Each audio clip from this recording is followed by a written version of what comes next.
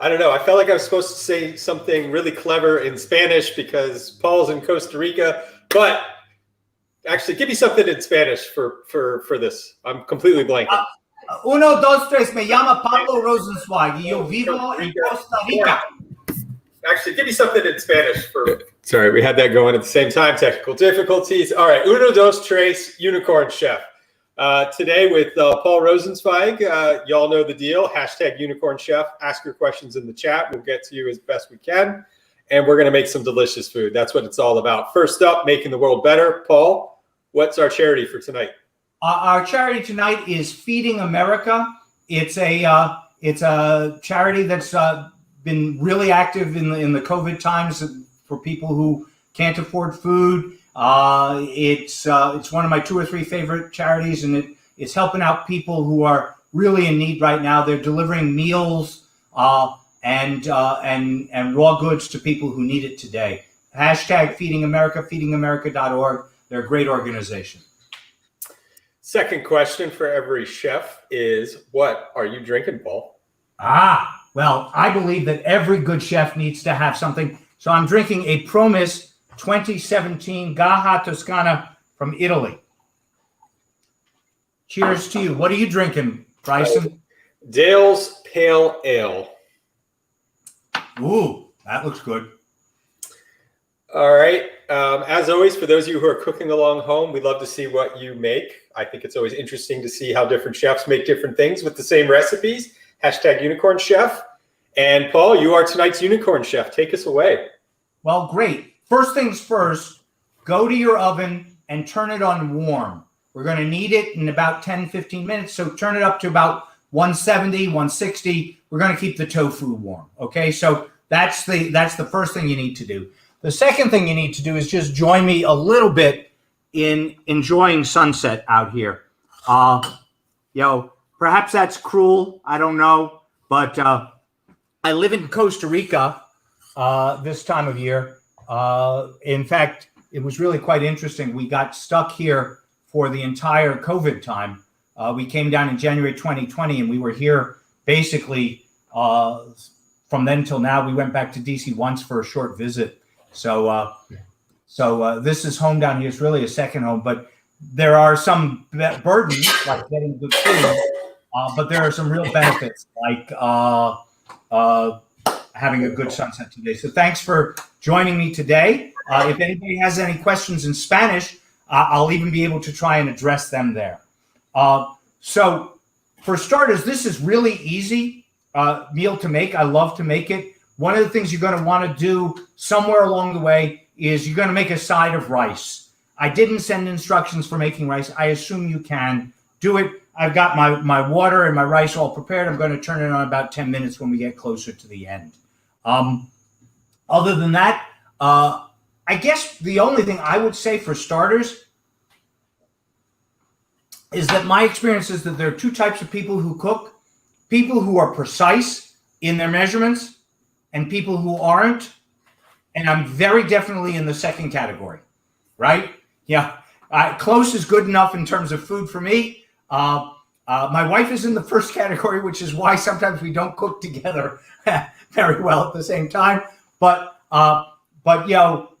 if you're precise, the numbers in the recipe are straight out of Ottolenghi's book Flavor, which is a great book. It's a book all about cooking without protein. It's vegetarian, so no beef. But he's got several books that have protein, so he's not a vegan, affirmative only. He does what he wants to do, and this one was really good for me. So for starters, we're going to have to get the oil going over in the pot, right? So we're going to heat that up. I'm going to turn you over there, right? And you're going to take your oil. Bryson, people can see me, right? Yep. Okay. So you want to get a nice big sided pot. And you want to pour enough oil into it to start frying up the tofu. Once we get there, This is one of those things where, the book says 3 cups. I do it enough to fill the bottom so that it looks good, and that's about it, right? So we don't need to do much more than that. So get that going, put it on a heat. It'll come back to you soon. Second step, while that's heating up, we're going to get the tofu ready. Okay, so first we're going to prepare the tofu mix. Now I did one thing in advance because the wind blows here, and so I have to pour out the flour and the cornstarch in the pantry. It's a windy place. So go ahead, put in your 3/4 of a cup of all-purpose flour and the 1/2 cup of cornstarch. I got my recipe. And put it in here and mix them all together, right? This is where we're going to bread the tofu. And go ahead, and while you're at that, get your cardamom. Cardamon's the key here, right? This whole thing is premised on a wonderful cardamom flavor that goes in it. So it's 4 teaspoons of ground cardamom. So I've got cardamom. This is one of those things that you can't get in Costa Rica. So the reason we can do this sucker is because we brought this cardamom from Washington, D.C. with us, right? We want to do 4 teaspoons, or in my case, 8 half teaspoons, since I can't put 4 teaspoons in. 2, 3, 4.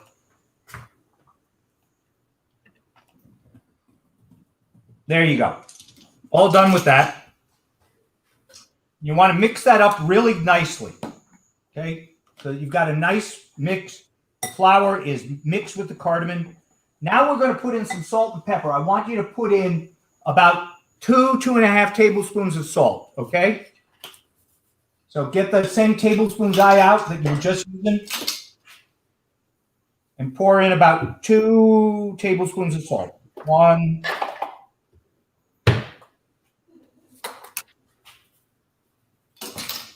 All right. There you go. For those of you who are not fans of tofu, I am making tofu, and then I butterflied chicken breast, and I'm going to be doing this in a traditional style. That should work just as well. The other thing that I want you to put in here is, and my recipe says this, lots of pepper.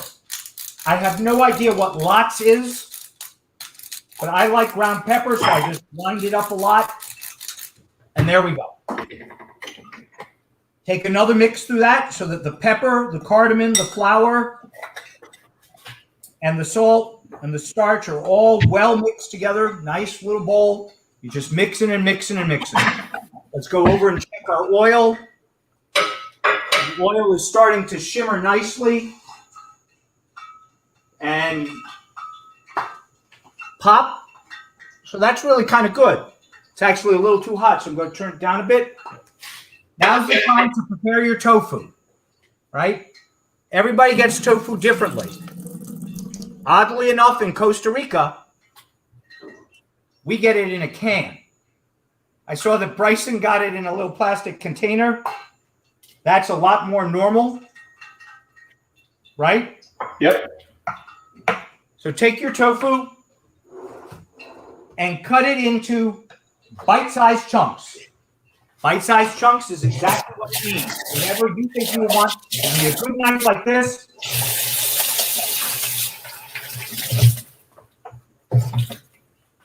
Right?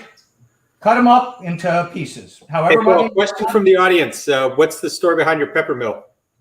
What's the store behind it? No, what kind of pepper mill is that? Katie? Yeah. What kind of pepper mill is it that we have here? It's a pepper mill. I think it's a Sur la table, my wife says. Sur la table. For those of you who ever want to learn as much about pepper mills as you ever could have imagined, and then some, Alan Friedman over at the Department of Commerce is a pepper mill aficionado. Isn't he, though? But he's also a really good chef. He's much better than I am. The height of happiness is for Alan Friedman to invite you over to his house for meats. We did a Hanukkah episode back in December. Oh, cool. So here you go. These are my bite-sized pieces of tofu, kind of that. So now you're going to do the obvious, right? You're going to throw the tofu into your bowl And you're going to dredge it all in the pepper and in the cardamom and in the salt. Be sure and wash your hands before you do this. I did before we got on the show. But basically, that's the whole idea here, is to take this up and mix it up. How we doing? Everybody okay? Yep, I'm over here, got mine getting mixed. Okay, I am having mixed it up like that. We're going to now take it over to the kitchen, right? Where we're going to reheat the oil, which was hot, right? And now we're going to fry it up. So the answer to frying is basically 3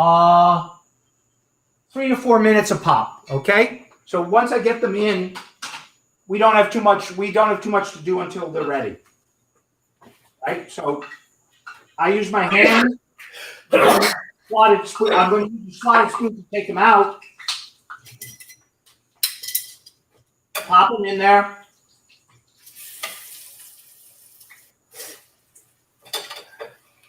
We'll turn them in a little bit, right? After a couple minutes, it's time to, be fried on both sides.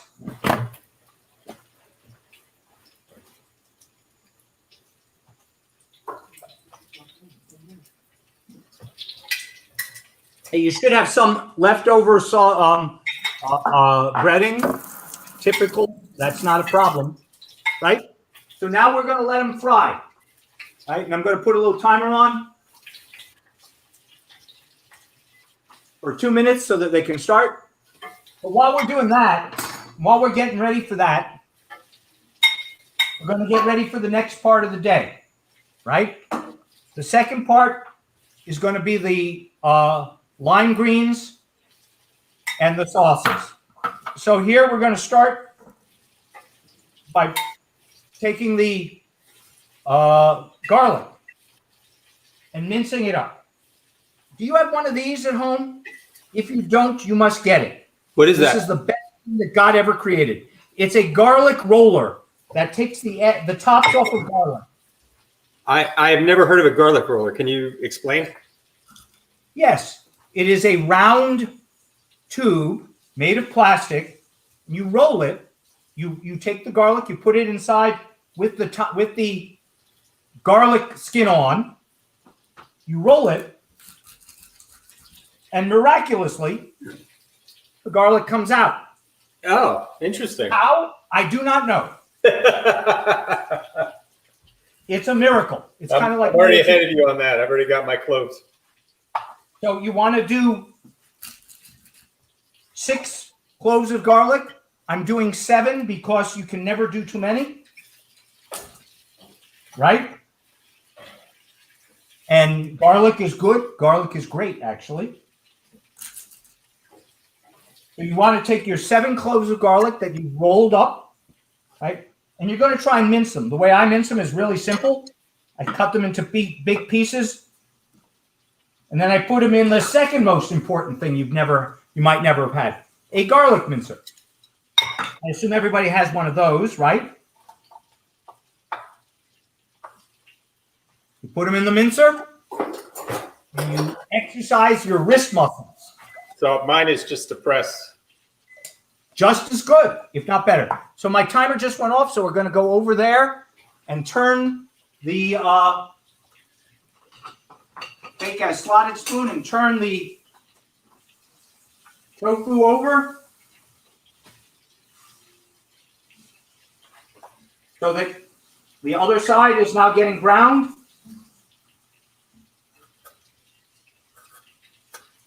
Make sure that everybody gets a little bit of browning on both sides. There we go. Another timer for 2 minutes. And then we can come back to what we were doing. Life is good this way. So, finish mincing your garlic like this. And put it all in a mise en place, right? For me, the key to being a decent chef, which is all that I am, my wife would tell you barely so, right, Katie? I'm inviting her to yell at me. is she's trying to be quiet. She says, is to make everything do all the cutting and stuff in advance. So here I've got all my garlic. And I don't know about you guys, but my favorite thing to do in the end is get a little bit of a brush and wipe all the garlic out so that I have it all here.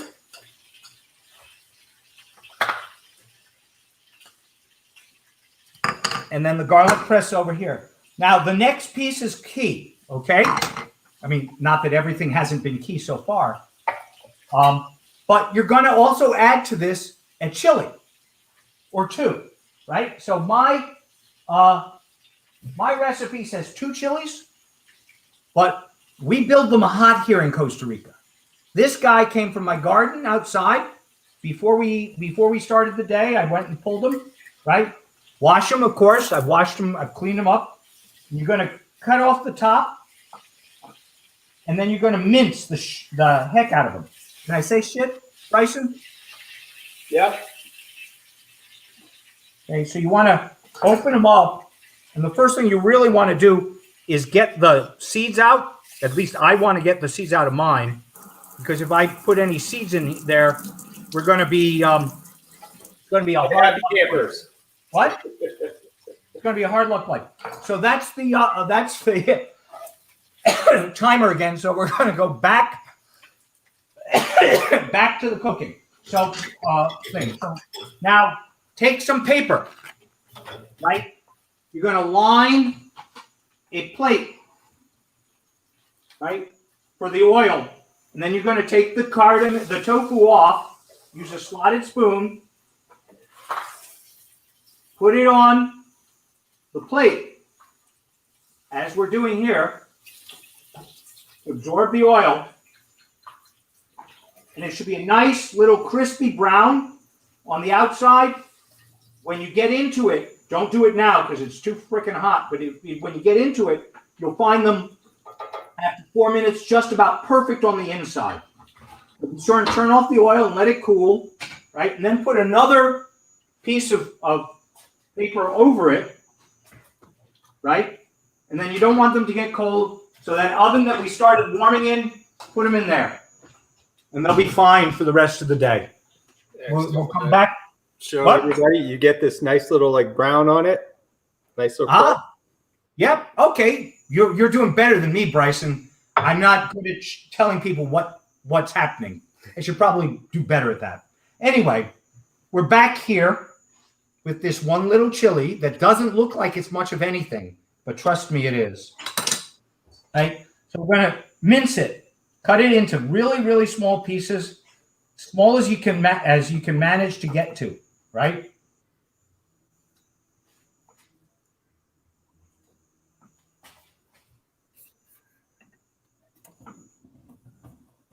But while you're doing that, why don't you tell everybody who you are? Who I am? Yeah, who is Paul Rosenzweig? What makes him tick? Well, there was a time in my life where I would answer that question by talking about my professional background. So when you're done mincing, take the mince and put it in with all of the garlic that you've already minced. Okay, and we're going to put that aside here for a second. So who am I? I would have answered that professionally, but what am I? I'm 61 years old. I've been living mostly in Washington for all of my life. I've mostly been involved in policy stuff, but today, if you ask me who I am, I would say I'm a Washington Nationals baseball fan. I'm a grandfather to 8 kids. I'm a whiskey drinker with my friend Bryson when we're in town together. Wine tonight, but that was a really cool night with Kevin. What? That was. Yeah, like most people in Washington, I've spent time in government. Now I've been in the department. I actually have had the opportunity to have a job in all 3 branches. So I've worked in the legislative branch, the executive branch, and the judicial branch, mostly in the executive. But the last time I was in 2008. I worked for George Bush at Homeland Security, which is where I started doing cyber, I guess, which is the other thing I am. It's actually an interesting story. Have I told you this story about how I started this, Bryson? Yeah. Yeah.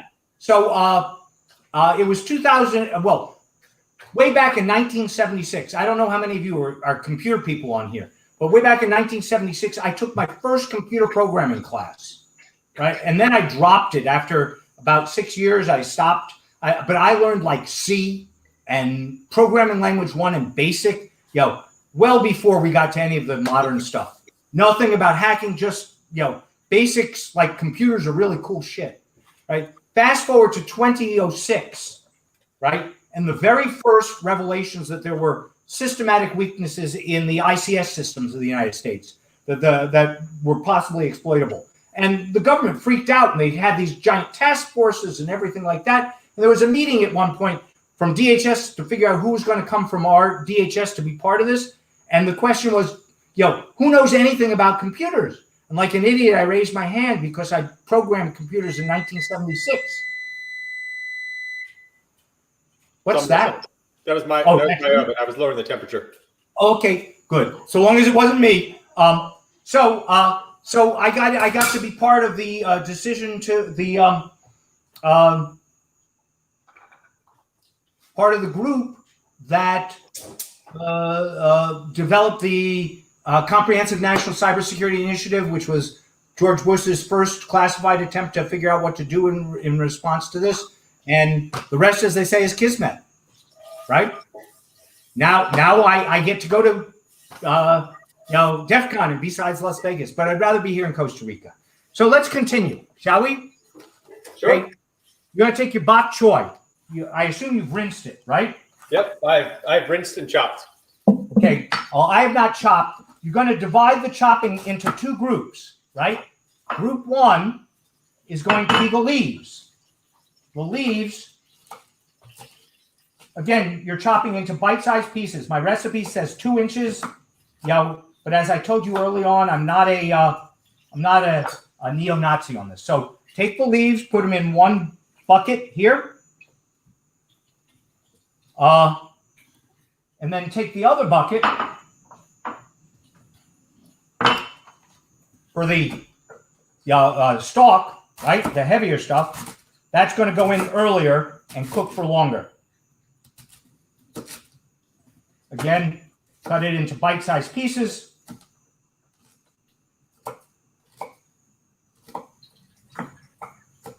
And there you go. This is the point where we're about to get started on cooking the bok choy, right? So it's a good time to pause and turn on your rice. Right? Let it come to a boil, and then by the time it boils and reduces, we'll kind of be done with that. I need one more bowl. I will be right back because I forgot to bring one out. Y'all are pretty quiet in the chat tonight. If you got anything, please feel free to ask.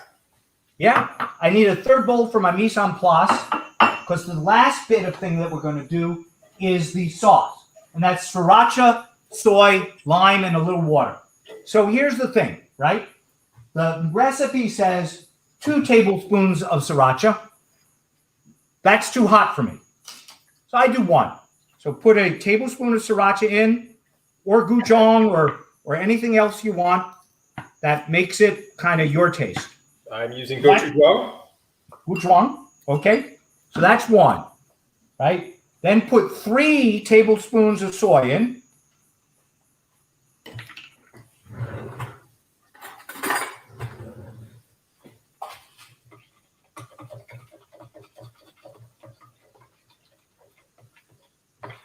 That's 2. Then the last thing you're supposed to do is put in 2 tablespoons of lime juice. I just put in 2 limes, right? Because that's basically 2 tablespoons. So open up a lime, squeeze 1 in, then cut another lime, and squeeze it. And I have no idea why, but the recipe demands a tablespoon of water at this point in the same mixture. Why? I don't know. It makes no sense to me. So now we're all ready set to cook, right? We've got our garlic and chili. We've got our leaves. We've got our heavier stuff that's going to go in first. And we've got our soy sriracha sauce. And we've got the tofu warming in the oven. And hopefully the rice is coming to a boil any minute. And once it does, we'll turn that down and we'll go from there. What else should we do before we start the cooking? This is going to be, let's see, 2, 4, about 7 or 8 minutes once we get started on that. So I don't want to hurry us down to the end, Bryson. What should we talk about before we get started? Well, you're working on a particularly interesting initiative, the Bureau of Cyber Statistics. Yeah. Okay. Well, we can talk about that. Yeah. So what the hell is that? Well, so look, we were just talking about this, really, because we were talking about cooking. And I said, I'm a guy who doesn't measure stuff. And then there are really precise people who measure everything. And sometimes you really need to do that. For example, you can't really succeed in baking the way that I cook. Baking is a science, right? You got to have exactly the right amount of stuff. Cybersecurity right now is the way I cook. It's an art. It's by field, and it's good or bad as the case may be. It's not particularly measurable or repeatable, and so I say that it's an art, not a science. I can't promise you that if we do X, I can promise you that if we do something, we'll be safer. But how much safer and whether or not it's worth doing X, those are hard questions. So the Bureau of Cyber Statistics is an initiative suggested by the Cyberspace Solarium Commission that says we should really start collecting data. I mean, how hard would it be to run an economy if we didn't know what the unemployment rate was or the gross domestic product? And how hard is it to run a country if we don't have a census that can actually count people and tell us how many people are in the country? But we're in a cyber world in which we don't count anything that we might know yet, right? So that's the gig. The rice is almost boiling. As soon as the rice boils, we'll go start the cooking there. Now, Bryson, you and I have been talking. You were kind of the view that this was a silly idea, that infinite threats on an infinite network, can be reduced. And even if we reduce them, we still got, infinity minus 10 is still infinity. I mean, that's not a bad answer. What do you think? Yeah. So the reason that you describe it as an art is that there's no definition of security. I joked on Twitter the other week. It's the false confidence in whatever you think you have. Because the idea behind it is right now that there are an infinite number of ways to compromise whatever system you have in place. And so therefore, by definition of security, we don't have it, right? There's no way to measure that. And all of those ways are newly discoverable. So the way I describe it is it's like moving into a vast universe of knowledge that's infinite that we still haven't, each bound that we learn is the bound that we apply to yesterday. And so I've been advancing an idea for a few years that we have to look at where can we bound the part of the attack chain so that that's where we can apply security. And the hypothesis right now is that can only be done in the post-access environment. So after hackers got in, that they are constrained to, they can only communicate, talk certain ways, and they only do certain things that they care about and we care about. And that space is finite. Now, that's only hypothetical because we've never been able to prove that. I want to give a shout out. So a buddy of mine just sent me this. He made me a cutting board. So this really nice wooden cutting board. is from a buddy of mine in the Army, and this just showed up. So Ruben, who I just saw pop up in the chat. Well, that's cool. Thanks, man. That's really good. I like that. Yeah, it's really nice. Like this, did you see it? Like this is a really nice cutting board. Yeah, no, that's a great cutting board. Yeah, Ruben, you got skills.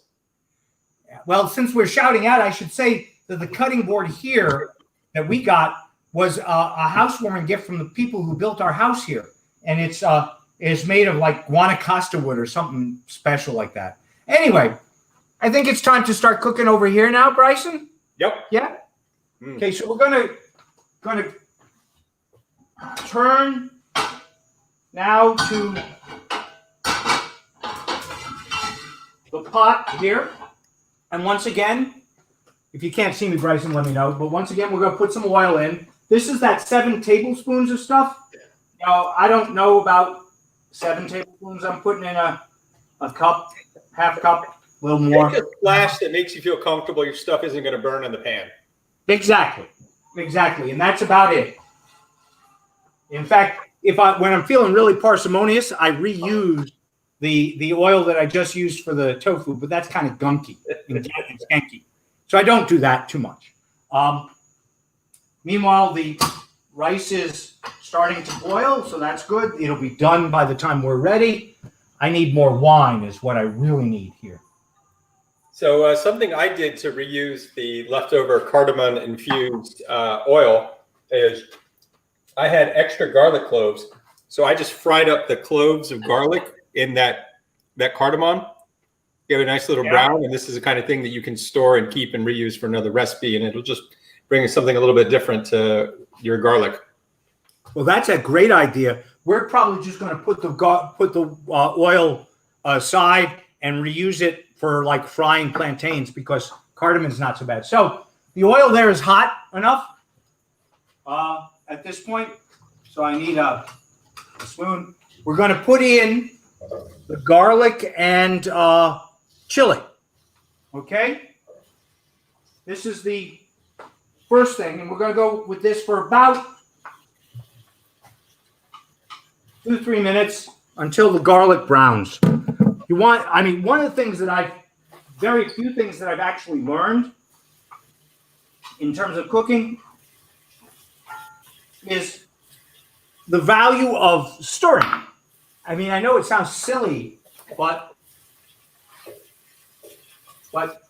keeping this going and stirring it up in the oil so that it doesn't brown too much. You want to make sure the heat's low, right? You don't want to burn anything. Then you want to sip a glass of wine.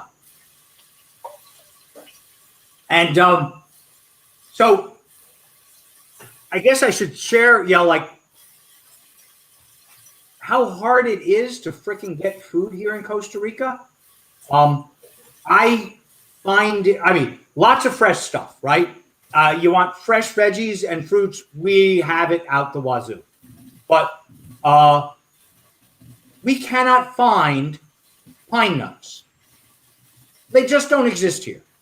So when we have people come and visit us, we make them bring us boxes of pine nuts, bags of pine nuts, right? And which is essential for basil, for pesto with basil. We grow basil, but I don't have pine nuts. The sriracha was hard to find. It was difficult to find. So I bought 2 of those and keep one stored because eventually I'm going to run out of the sriracha. Sriracha. I don't know. Someday I'm going to learn how to say that. Soy sauce is easy to come by, but try and find fish sauce to make something Vietnamese. Dang, but that's hard. So my wife makes fun of me. Every time I'm in a place and I actually find something, I buy it, even though I don't need it. Just to be sure. So Why don't you make this recipe?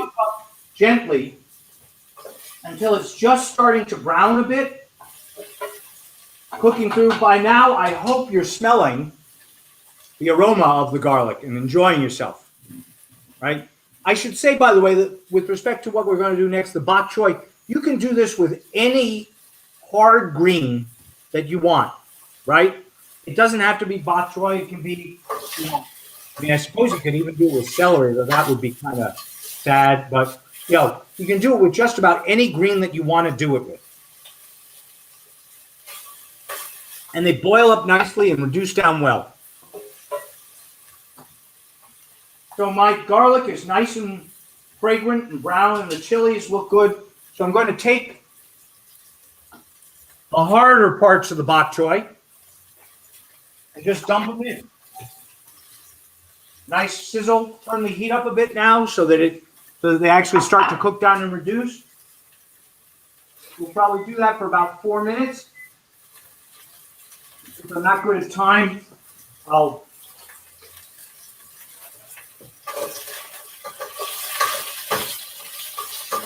put a little timer on.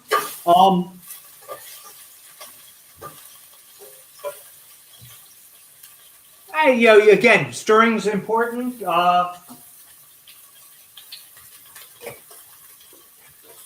Watch out for flying bok choy. I have that sometimes as I stir too vigorously. The bok choy goes ding off to the side. I don't know, Bryson. I like the unicorn chef there. I probably should have worn something. I probably should have worn I have a Washington Nationals one. I should have done that. You'll be back on the show. You can I hope so. Work on your sartorial splendor then. So why did you pick this dish? Why this one? Why this one? Well, first off, a couple of the other ones that I would have wanted to do had already been done. So I thought no dupes would be important. I wanted to do something that was basically pretty easy, right? I mean, this is a 2-pan dish basically. Making the rice is a single pot, but the rest of it is a 2-pan dish. So I thought it was simple. And then the real reason is it really tastes freaking good. I mean, once you boil down the bok choy, you get it limp and kind of feels good. Then you throw on the soy sriracha, lime juice. The lime adds a real zing to this. And then for me, I don't know about you. I am not a major tofu guy, right? I like meat. I like chicken. I like fish. I like pork. And so when somebody offered me the opportunity to try a dish that was tofu with a spice in it, and that was, I mean, I think what I don't like about tofu, Bryson, is the softiness of it. The texture. Yes, and so frying it up, changes that in some way. And so I liked that a lot. And then, I mean, I guess the real reason is I tried this out of the book, out of the Ottolenghi, I don't know, about 3 months ago. And my wife and I liked it. I mean, so that's the real reason, is it's something worth doing and it's not untasty. And so,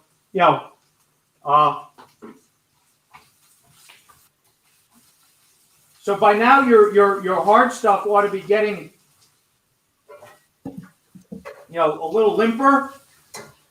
If you see any, I have a couple of really hard pieces that I'm just going to discard rather than, you want them to all boil down.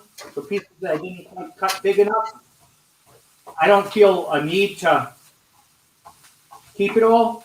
The garlic should be getting a little crispy underneath too, which is really okay. I also picked this because I thought I'd impress you, Bryson. I mean, cardamom tofu with lime greens is not, broiled chicken, right? I wanted you to say, "Ooh, Paul, chef, cool," right? Go ahead. Go ahead. Yes, you brought something different you brought your A game. You brought something different. There's some different techniques in here with this. So I love it. Well, good. So that's the 4-minute beep. And now we're going to add the leaves. See my leaves? For another minute or two. They get much more they go much more quickly, right? Yes, you don't need to leaf them as long. Right. And so we do it separately. So I put them in now.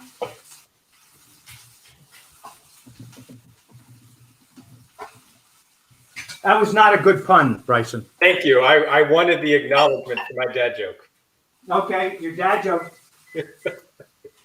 Are there granddad jokes, Paul? Is that something that you get? You get a manual? Oh yeah. Well, the key to being a good granddad is doing all the shit that your parents would never let you do, right? Talking to the kids about stuff that they don't want to do. Buying them ice cream, that's really good.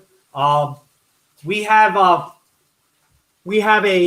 magic word, right? When they want something, the magic word is "Grandpa is handsome," and they've all learned that. And then they get ice cream. They get ice cream or whatever it is that they want. Did you learn this technique in government? There's actually a second one. May I tell them, Katie?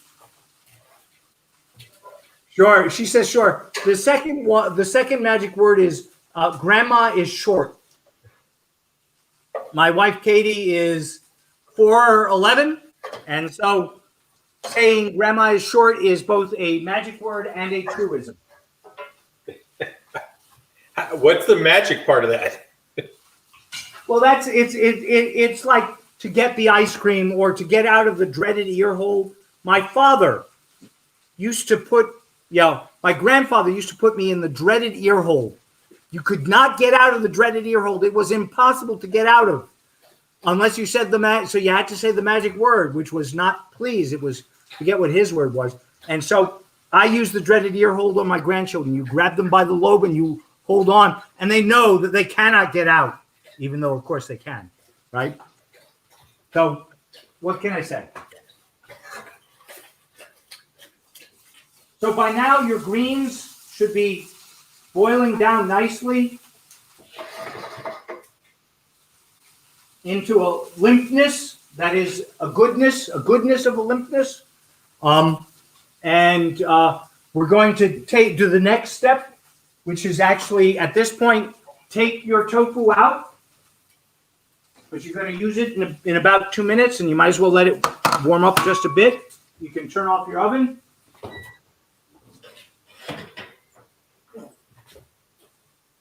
Okay, and at this point, while the tofu is cooling, we go for the last little bit, right? Which is the soy, sriracha, lime sauce. We're going to pour that in, turn down the heat way down, okay? You don't want to boil it off. And you go, the sriracha at the bottom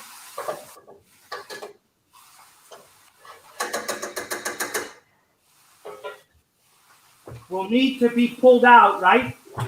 You can see there's still sriracha at the bottom. You want to get all of that.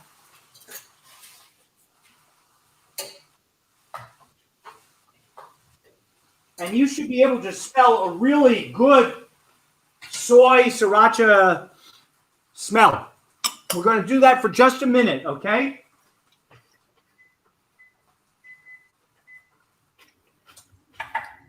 And if you get any sriracha on your fingers, don't lick your fingers. No, because that's a bad choice. Not as bad as the chilies. No, not as bad as the chilies. The rice is good. Katie, could you get me a big bowl? The big bowl, the pasta bowl.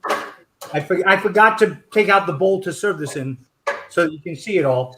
But we're almost done, right? I hope we've done it on enough time here, Bryson. Not too long, not too short. No, your timing is perfect. Okay. There you go. Okay. My wife, Katie, says hello. Hi there. How you doing? She presented me with my bowl, in which we're going to put all the food in the end. So the stuff has just done that, and now we're going to do one last thing. This is the last step. Take your tofu, put it back in, and mix it in. Let it rewarm. Mix it in with the bok With the choy. cream. Put it back in the main pot. Here.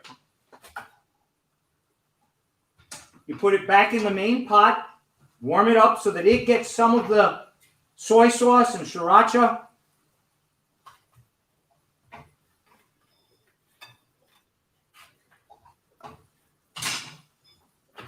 And this is what it should look like now. Can we see that? Yeah. Okay. That's a nice, really big pan you got there too. Thank you. I sometimes use the cast iron one, but for this one I prefer the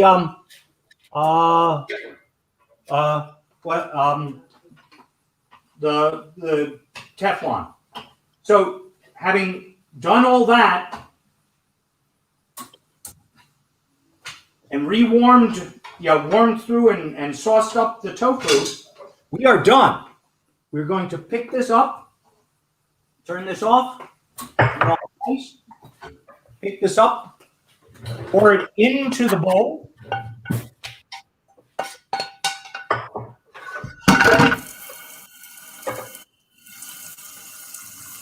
And you can either put the rice in with it, or Katie, would you like the rice in it or side?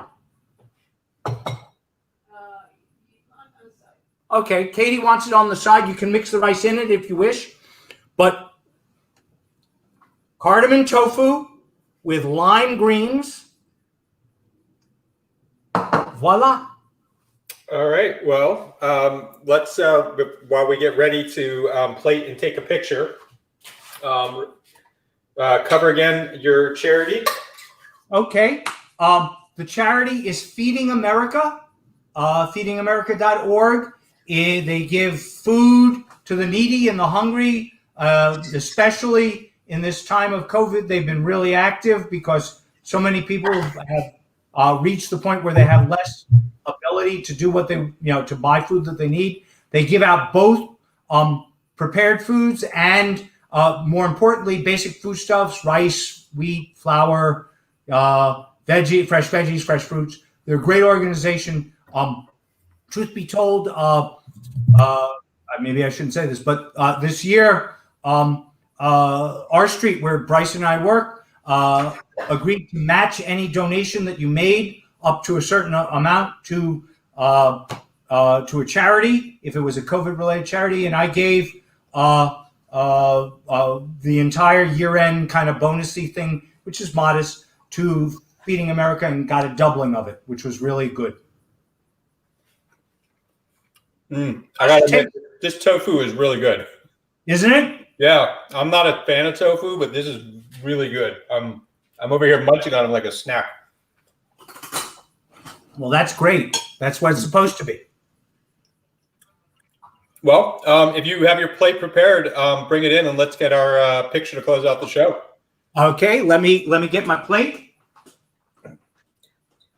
These would make like a great football Sunday snack for having something a little bit different. Okay, I got to get some rice out of here because I forgot to get a rice plate. I forgot to get my serving plates. Yeah, you might do that. Yes, dear. And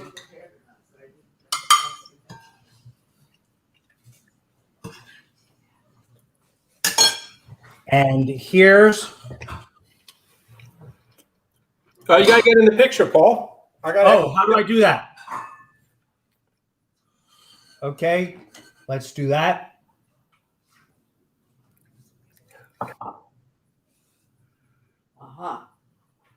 There you go. Yes. Boom, we got it. Done. This was actually this is amazing. I'm over here chowing down on the fried tofu like there's no tomorrow. Well, that's good. I love this meal. It's nice and spicy. Try some of the greens, Bryson, with it, and you'll see that they have more of a bing to them than the cardamom. The cardamom is actually kind of the background, if you will. In any event, we ready to go eat? I'm ready to go eat, sir. Paul, thank you so much. Thank you very much for having me. It's great to be here. Bon appetit. Bon appetit.